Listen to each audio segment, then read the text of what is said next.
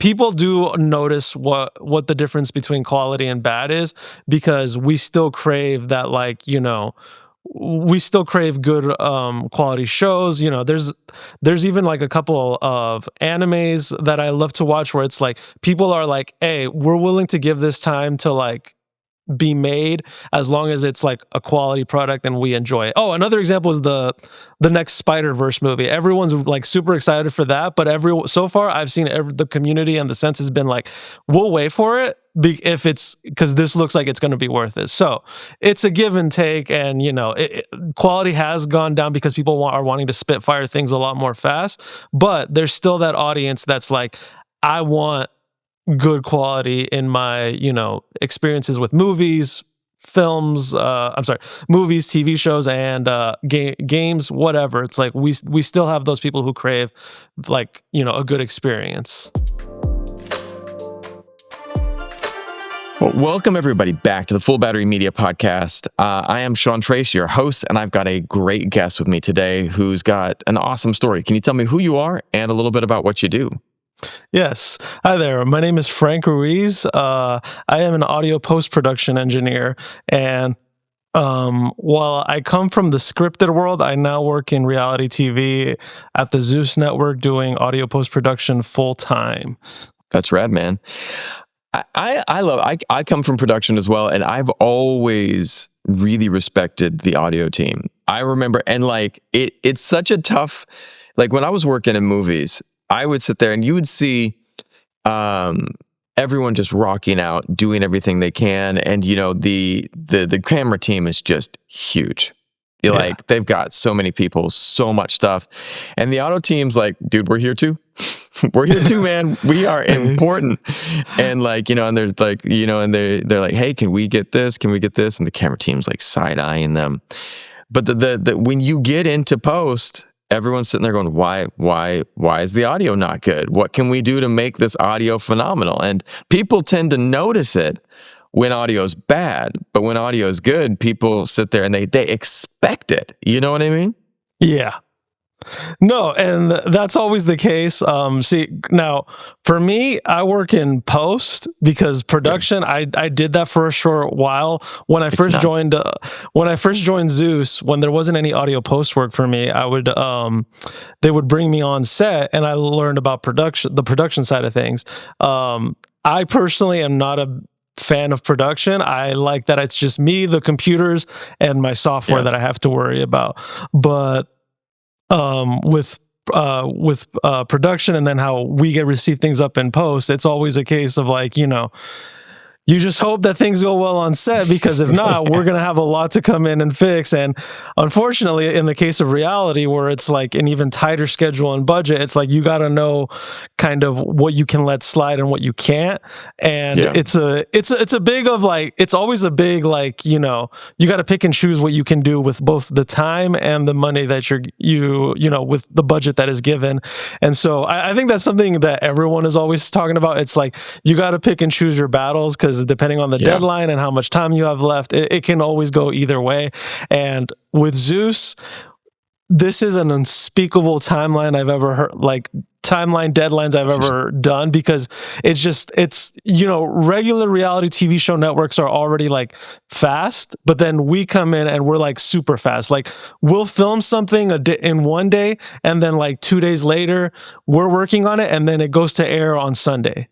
That's awesome. It's so the turnarounds have just gotten faster and faster, and I like it because it does teach me how to do things a lot more quicker, and it's kind of like you develop techniques for these kinds of projects. But I also know when I'm working on scripted on my freelance gigs, it's like I gotta I got to slow it down, because here is like they want it to be as pristine and best quality as they have. Like everyone really took the time to do every part of the project, and it's like I got to make sure I'm still giving that same energy to it. I can't just be rushing through it now. I have to slow down. So it's always a different mindset. You have to hop back and forth between the two. Well, that's awesome. But one of the things that you touched on there, and I want to poke at a little bit is, and it's a saying that you see in movies and people throw around, "We'll fix it in post." And One of the things, and like I run a post production studio like team in Vietnam, and I've been doing video for a long time, and I do right now we've been doing a lot of short form content for people, and people will send stuff over, and they're like, can you do, and then just insert the list of things there, Yeah. whether it be video. Can you remove the spot on my pants? I'm like, it's not Photoshop. It's not Photoshop. And then like one time the person was like, can you remove the cable behind me?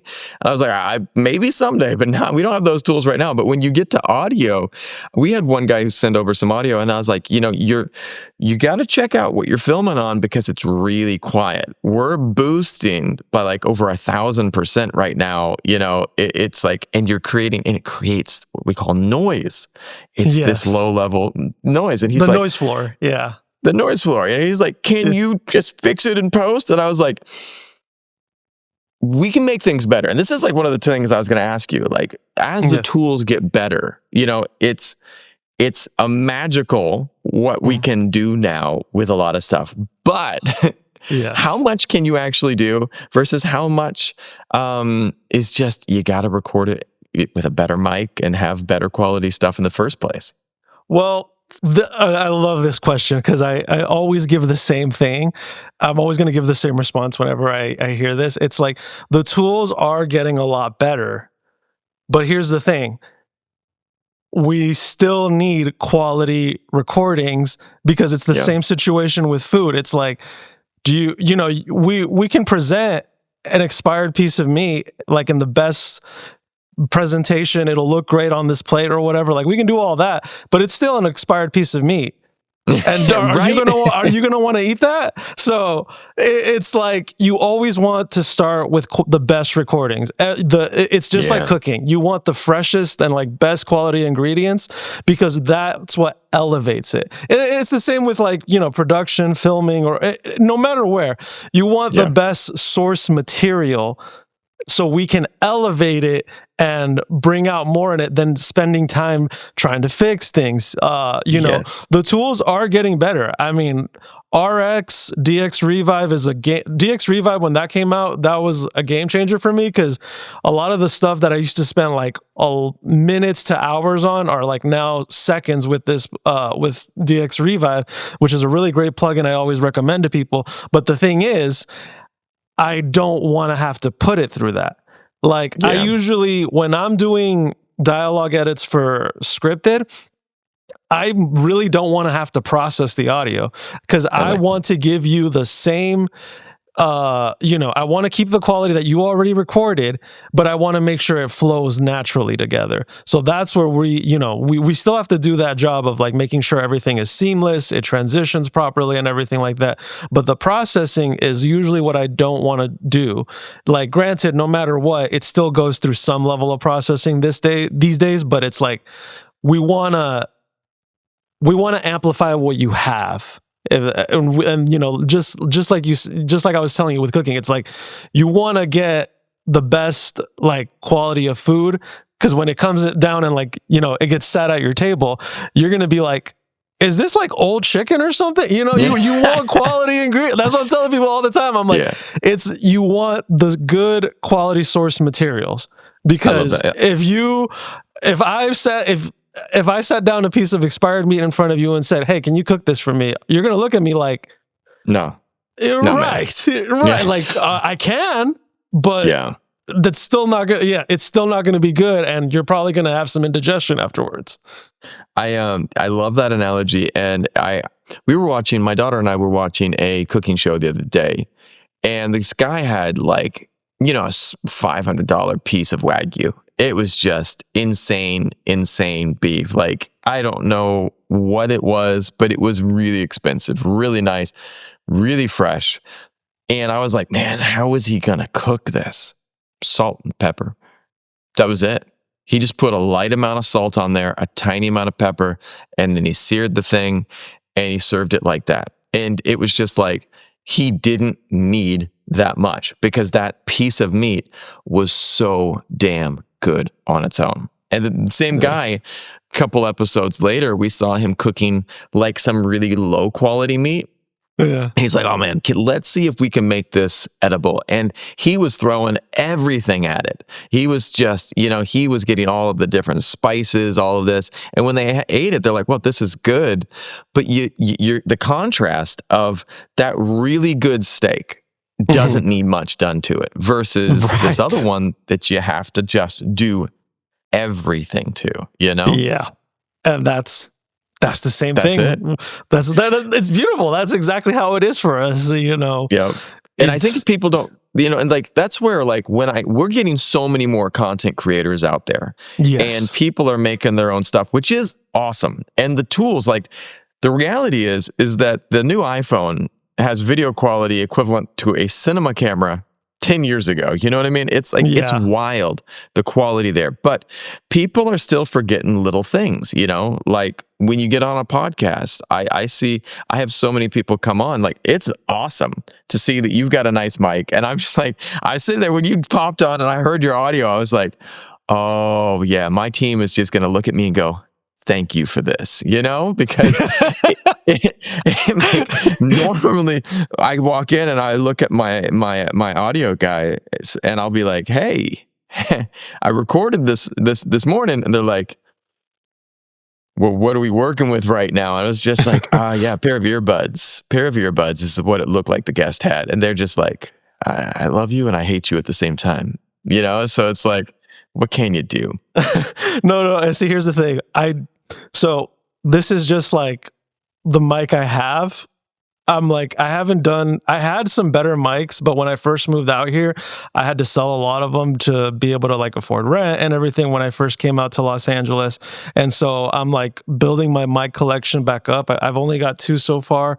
The other one is an SM58, and then this one is the SM57. This isn't great quality because it's a 57, and I was just like, okay, I know this one's gonna be better for this situation, but I'm like, all right, if I do more of these, I'm gonna get a better quality mic, because when you told me, I was like, I'm gonna make sure that the post team doesn't have to do a lot, and it's why I'm also being cautious to not hit the plosives, because I hear them in my headphones, and I'm just like, okay, I'm trying to watch out, because I know I want to make it as easy as possible for them, because I'm an audio person, and I'm like, I like to look out for one another. That's awesome, man. Well, let me ask you this. Yeah. When listeners are listening, and first of all, my team is going to be like, thank you. Do you think listeners care more about really crisp vocals or just like really big sound design? And what do you think is going to be getting people more of an impact these days? Because as creators, what should you be doing? Should you be just layering the like the sound design on a massive level, or is it more about just having really clean vocals that people like listening to? Depends on the context. Boom! Because I'm like, you mean for music, you mean for podcast, right, game audio, for film. So it depends on the context, because I'm like, that it's a very broad general question. So We'll give me an example, and then I can be a little more specific. For the type of work that you're doing right now, what do you think is more important? Because I mean, for a podcast, I'm gonna go. For me, I would say Chris vocals. Yeah, but that's like you're right. Game design, I didn't. Audio, yeah, you want layers, full on heavy impacts. It's always about the hyper realism. With film, I feel like these days, everyone has been in agreement though about this one. Is like, we want the dialogue to be more properly heard, because even I'm watching there's a lot of TV shows I'm watching lately where I'm like, I have to ride the volume with my remote, because it's like really quiet whispering, and then boom, loud explosion, and then just like loud heavy with like action music, and I'm like, oh, whoa. And me here, I have like, for my home setup, because I like to listen to how things play back, I have a 5.1 system in my home setup, and my neighbors, I'm in an apartment, they'll hear it and I'm like, I have to like be cautious and like pay attention to like, okay, I want to hear what they're saying, but then the really heavy bass music comes in and I'm just like, oh my God, I gotta turn it down, because this 5.1 system I have, it's like, it's tiny, but it's powerful. And I feel every shake of the bass for like perfect example. I was watching like a I was watching a Christopher Nolan movie. I just know it was one of those, and and he's very famous for like low dialogue and just let's turn the music and effects up to 11. The dialogue, it just needs to be there. We don't, and so it's like I was watching one of his movies and I was just like, this is really cool, but I'm like, I have to keep writing the remote because I'm like, it gets very loud during the music and effects heavy parts, and then the dialogue I'm like struggling to hear. And I think that's why many of us nowadays use subtitles when we're watching things. I've gotten so used to it at this point. You got a good point. I've seen that a lot in film lately. Like I was talking to my wife. We were watching a movie and we could barely hear everything. And so I was writing the remote as well, writing the volume, just like up, down, up, down. So it is interesting that I do think though that, you know, as people are consuming other medium, the maybe the preferences will begin to change, you know, as we're seeing people, you know, because on YouTube, one of the things I notice is like it's crisp audio in YouTube when you're watching most YouTube videos, you know. It's something that is I haven't seen the Christopher Nolan effect too much on the there. Though we did watch we went to watch Interstellar again, the re-release in IMAX. Great movie. But yeah, man, you feel it. You feel it. You feel it. I don't remember where it was, but I just remember I got invited to like someone was doing a screening in like a private little theater. And actually I think this was back when I was living in Florida. When I was studying what I do now, like I just remember being there and I was just like, oh, that like at home I could turn the volume down, but there I was just like, oh, that's how loud he had it. Right.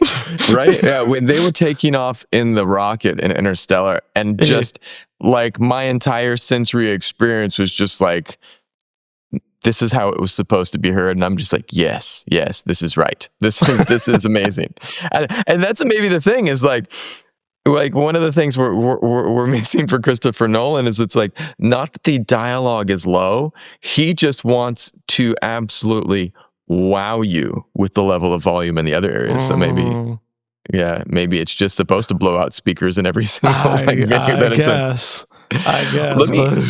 Let me ask you this: how has TikTok and short form content changed what people expect audio design to sound like?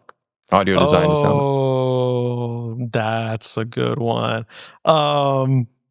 Unfortunately, that's because of, you know, TikTok and the short form content. It's like everyone kind of expects that quick, you know, it makes it to now where everyone, I mean, even the big companies are now dealing with that, where it's like, it doesn't matter. It's almost like quality has dropped because now it's about how much can you spit out because you need to keep these people engaged.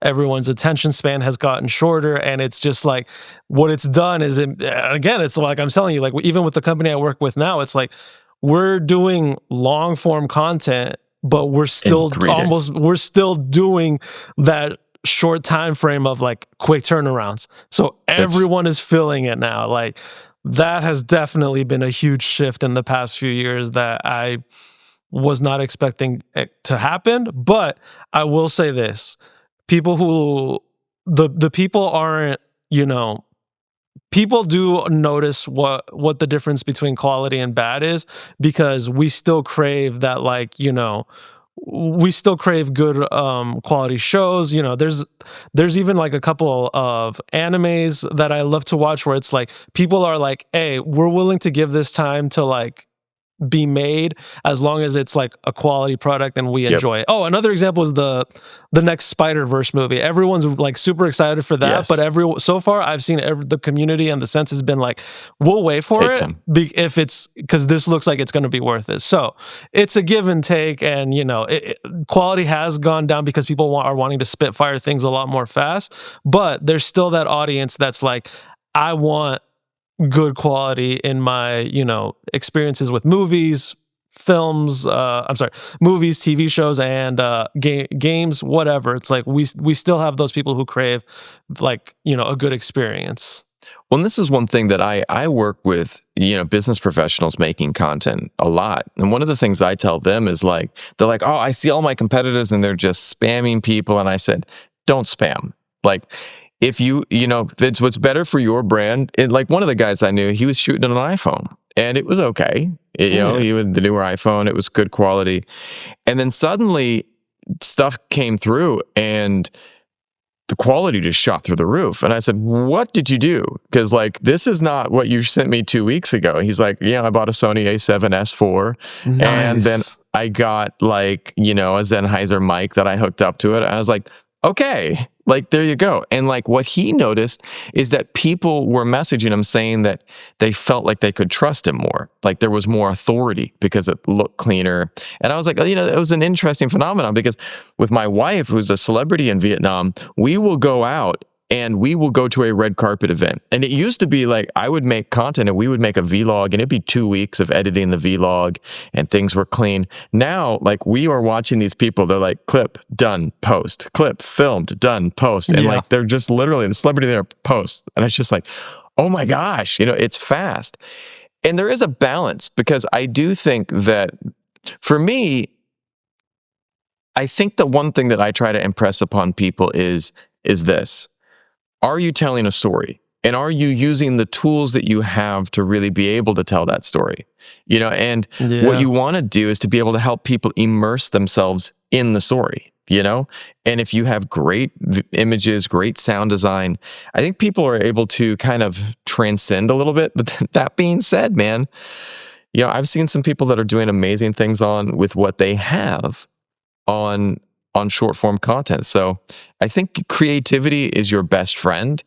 But then I also try to impress upon people, if you have the budget, try to like see if you can, get something that's just going to help you get a little bit better, whether it be a nicer mic or a nicer camera. Agreed, man. Well, which leads into the next question. Yeah. What's the biggest audio mistake that you see a lot of people making that hurts what they're doing? Thinking that they can record everything with just the camera. Oh, I God. I can't stress this enough, man. Thinking like, oh, they just like recorded it while they were filming, no? And I was like I can't tell you how many. I'm like, no, it's a whole process. Like and not only that, it's like there's a bunch of microphones planted into the actors. There's a boom. And this is with both scripted and reality. It's like they still have, they have lavs, and then there's still a boom op. It's like no matter what, you still need that. But again, this is where, as you said, it's like the short form and TikTok kind of things. It's like people are just like, well, these people just like film it and they just keep like the audio as it is and just cut it together. And I'm like, yeah, but there's a reason it's free. It's short form content and it's free. It's like once you start paying, you're going to be kind of like, I want a little more substance to this. Like, and it's the reason why it's like, with streaming services, everyone's like, so they're okay with paying as long as it like there's quality. But now that they're starting to like, Disney's the big one that I just heard about, where it's like they're going to start allowing short form content on short form AI content on short form AI content onto their platform. And I'm over here like, and you want us to pay for that? Like, because you're still going to be paid. I'm like, I don't really, I'm like, that doesn't sit right with me. I'm like, AI content is going to be there whether we want it or not. That fine. But I'm like, I don't want to pay for that. 100%. I have no interest. I'm like, I want some substance to what I'm shelling, however, 20 or 30 or 40 bucks, however much it costs these days there's so many subscriptions. Right. Well, I love that. And I love the point that you made too. Like, when you're with the camera thing, I think that's something that the camera companies are not helping people right now too, because like I know multiple brands are like, oh yeah, we've put great mics in here, and it is, I was reading this one yesterday and it's like, this camera is optimized for video and it has great mics in it. And I promise you, it's going to be, these mics are picking up everything you have around you. So that car that's over there that's honking, those great mics are going to hear that as well. You know, they're gonna hear. Oh my God. yeah, they're getting everything. So it's not the dialogue, and I think that you hit it, you hit the nail on the head with that, because I think that there's a balance that production has to have, and I've produced a lot, and I understand. You know, you want to save money, you want to do that, but there is also like you got that quality, that bar, you know, that you need to hit this for quality. And sadly, I think the one thing that's happened, like that we're both describing with short form, is that bar has lowered drastically. To a degree. Drastically. And yet, like, we were watching, my wife, I judged her a little bit on this. I came upstairs and she was watching, like, on TikTok and Facebook and they have these like fake TV shows, like it's short form, and it's like each one's like a couple minutes. He's like, "Did you not know that my father was secretly a billionaire?" Oh, I know exactly what you're talking. Yes, I've seen those. And as soon as you said it, I was like, "Oh, I know this. I know exactly what you're referencing."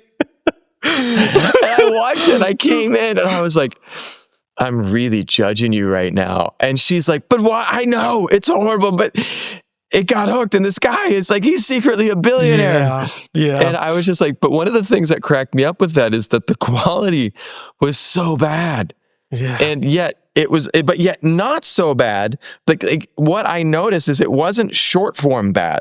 Like it wasn't TikTok bad. Like someone filmed this with but it was good enough. Like someone had gone to like film school or something, was like, yeah, I mean, at least we're going to lab these guys up. You know, we're going to put on some lav mics and like, it was good enough that I was just like, I sat and watched for a couple minutes and I was like, okay, well, I give them credit, man. Like at least, I mean, it's horrible.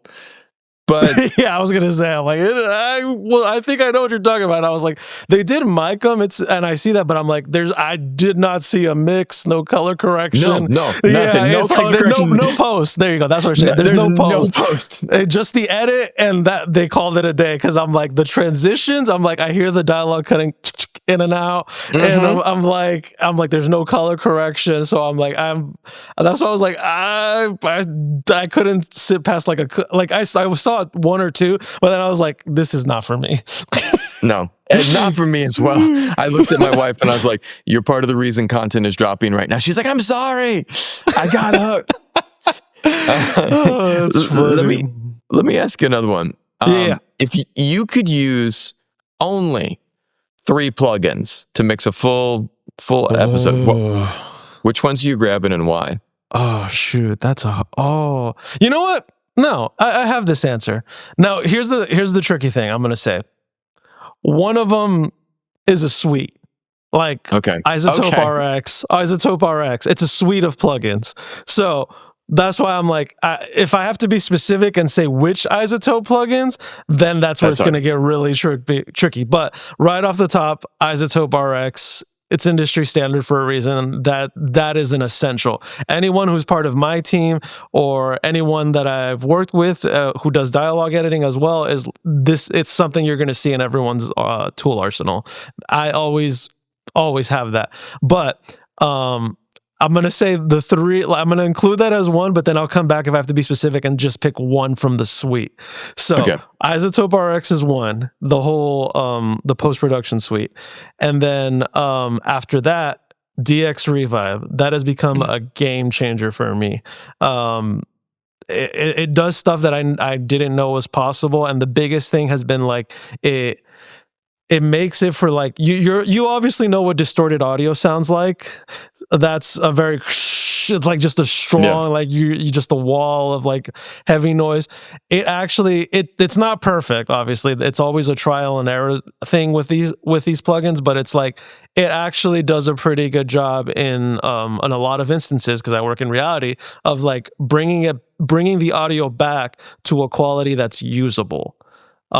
Not fully like 100%, you know, like, oh wow, that's like sounds better than when I recorded it. No, I have yet to see anything that can never do that yet. But it does do a good job of like, it brings audio back and restores it enough to where you can kind of layer it underneath another couple of mics that like we're actually recording something of more substantial quality. So DX Revive, absolutely essential to me now. And then the last one would for this version would be Clear. I'm blanking on the name of the company, but Supertone Clear has does an amazing job of like bringing down that noise floor we were talking about Yep. earlier, but still keeping the quality of like the person speaking there. And the way that they have it has 3 knobs, and you just like you can dial the noise, push up or down the voice, and then dial down the ambience individually. It just does a really good job of like not not giving it that muffle sound that a lot of plugins do. And even with Isotope's voice denoise and dialogue isolate, I feel like that kind of muffles it down. So I switched over to Clear. But those would be my 3. And then if I have to like select one of the RX ones to use, I would probably say ooh, you know what? It's gonna be the visual like spectral app where you can go in and like you see the frequency ranges and you can paint out noises like that. That's what I'll say will be my individual RX one. That's awesome. Well, and it leads to like, and this is one of the things that I deal with clients all the time.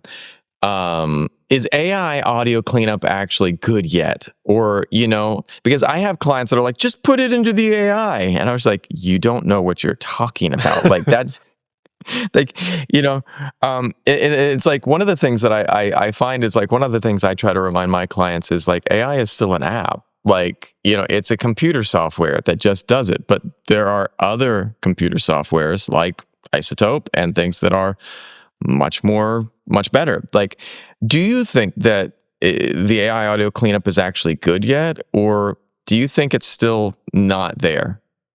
It's at a starting point because DX Revive does use a little bit of AI to help it out. And then Clarity Vox Pro is the big one that Waves introduced where it's like, it's an AI audio cleanup.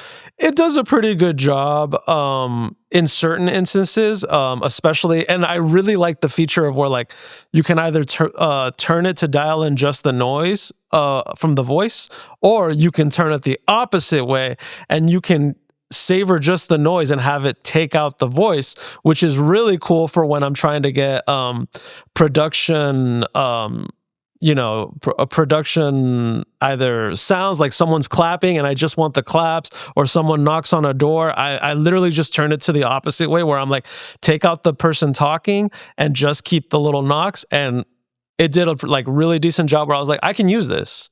It's not perfect. Like I said, I don't think anything has gotten to that point where I'm like, wow, this is freaking like better than the recording. Like, yeah, it's just like it gets it to a point where I'm like, okay, I can use this. I can utilize this in what I'm doing.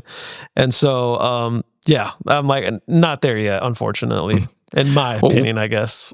I'm with you. I think that I think that these tools are amazing, and they will be in the future absolute game changers for people that know how to use them and apply them. But it's like anything. Like one of the things I tell my team, and people are like, "Are we gonna get this or that?" I said, one of the things that I think everyone needs to be thinking about is how to integrate the best tools you have of any sort into your repertoire. Like if there's a great tool, learn to be the person who uses it and applies it. It was like, I kind of crack up. Think about a chef, right? Go back to our cooking analogy. Yeah. If you had a wonderful new tool that was able to help you with a lot of what you need to do, are you going to sit there and go, it's not pure? Certainly there are going to be people who are like push back against it. But at the same time, if you can help it to like up your workflow and to make a better quality product, like I say, learn to use it. But at the same time, I also am a purist and I love the joy of cooking. So, I think that there's that balancing point. And so, and certain people are going to want things fast, easy, and whatever. But some Mhm. people are going to want you to get in there and get dirty a little bit. So, Yeah. it's like I have like my friend who he uses all analog, like post, like he uses Oh, very few digital plugins, and like wow. his studio has just this massive amount of like just different consoles and such. And I go there and I'm just like, this is rad. And I said, well, and he says a certain type of person seeks this out. Certain Yeah. type of people who want a certain type of vibe and feel. And he says it ain't for everyone, and that's No. cool. And it's like you don't have to worry about being for everyone. Just be who you are. But let me ask you this. What Yeah. is something that you wish every host understood about mic technique before hitting record? Um, we literally, actually, I think we discussed this earlier. Is like knowing what knowing what the mic can pick up. I think that's a Mm, big thing that I wish just people in general knew. It's yeah. like, you literally said it earlier. There's like a car over there in the distance. You're like, oh, but it's all the way over there, and I'm like, okay, I like just hit the record button, see what happens. Yeah. Like I And I always got tell people. construction. I don't know if you can hear it right now, but I've got dudes like doing construction outside my house. And like Oh literally I didn't yeah. know that they were gonna do that. And like they're moving concrete and cinder blocks around. And I'm just like, Uh, y- we'll, we'll fix it in post. we'll have to work around it, man. Just watch your breaths. That'll just. Yeah. Right. But yeah, the big thing I always tell people is like understanding how the mic works, because it's a I love it. very powerful piece of equipment. The one I have right now is a dynamic, because I knew I was like, okay, I'm going to be in my living room. I don't want to do condenser because it's going to pick up not only the inside noise but the outside. So it's like I literally chose, like, granted, the other one I have is also a dynamic microphone, but I was like, this one will probably this one closes in a little better on just the source. So I know your team will have a little bit more of a easier time with this than if I use the other one, which I'm like, it's going to pick up a little more. And then I am looking into getting another condenser microphone, but that picks up everything, and you need a full soundproof room for those, because condenser mics are usually the ones you see in studios, and they're great for studios. But if you're out and about, it's going to pick up everything. Yeah. Everything and more. Yeah. Let me ask you this one last question. If you Yeah. were launching a podcast today or your own content today, what would you do to make sure that you were getting, the best quality product? I thought about that at some point, but it crossed my mind. But I was just like, I feel like there's so many podcasts out there. I was like, I think I'm good. Um, but the two things I was always looking at was, one, mics were the big thing, and then just, when I was thinking about doing it, I was like, what can I do to separate myself from the others? Whether it be in terms of, production quality, like I said, with the mics, or topics, or even just like having some kind of a, I see this with some of them, is that there's a gimmick to them. Whether it be the funny guy host on the side, or some kind of a, like, there's one podcast, the Chris Garza podcast. He's a dude who interviews a lot of like famous metal bands and musicians, and like they'll have segments where they go in and like play some riffs on the side. It's actually how I discovered this new guitar pedal that I bought. It's at my office because I've been messing with it so much, and I just love playing with it. It's called the Noise, and I'm like, that's just been a lot of fun to play with. But Yeah. that's what I mean. It's like there's different ways to separate yourself depending on what it is you want to do, like, content, recordings, and like I said, the gimmicks is usually the big thing. So, other than that, it's just about like, can you continue this on for like, can you see this being something that you can always come back to and continue going on? Because I feel like with a lot of the podcasts I watch, it does sometimes, it reaches a point where I'm like, okay, I'm on episode like 20 now, and I'm like, it's starting to feel the same, and I can see that even Yeah. the people on set are running down, like, and running out of things to say. So it just, I don't know, man. And that's why I'm saying, I'm like, for Right? me, I was just like, I think I'm good on the podcast. I already have a lot on my plate. I feel you, man.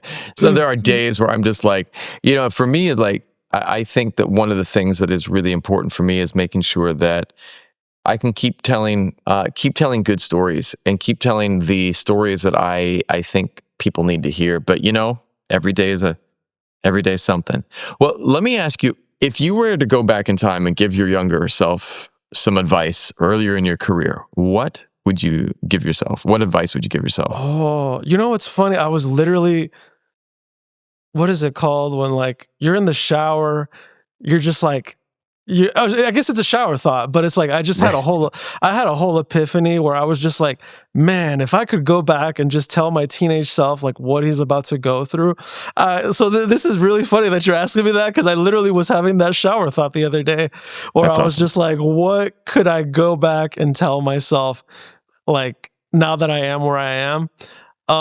The biggest advice, which I kind of already had this young, and this was a big thing I kind of knew about myself early, was I'm very much always someone to like go take a chance and a risk. I And love that. the biggest thing is like I have no problem pushing myself to get where I want. When I was young, I wanted to be a rock star more than anything. So I was in, I want to say, about 12 bands.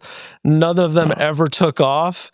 Also, and I mean, obviously, because I'm in audio post now, but it's like I was always very focused on like I want to be a musician, I want to be in a band, and I want to do shows and like do tours, which I did get to do for a short time.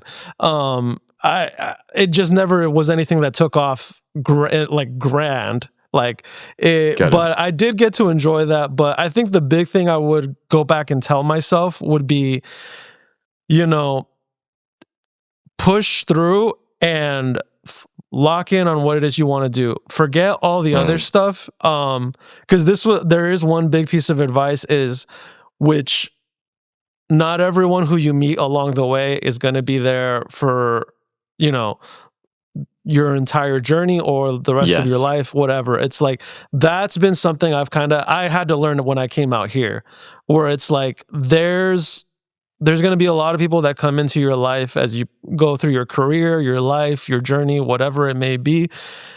You got to be okay with letting it, letting the people leave when that path is no longer something that's going to be crossed, or when it's time to separate, because it really does suck that unfortunately, like sometimes, like there's some great people I've met along the way that I no longer talk to, because either we parted ways or something, there was a situation that we couldn't resolve, or the other thing, which is like people move away and they end up doing something different. Because there was a lot of folks who came out here when I first moved to LA, and a lot of them weren't able to make it work, and so they had to go back.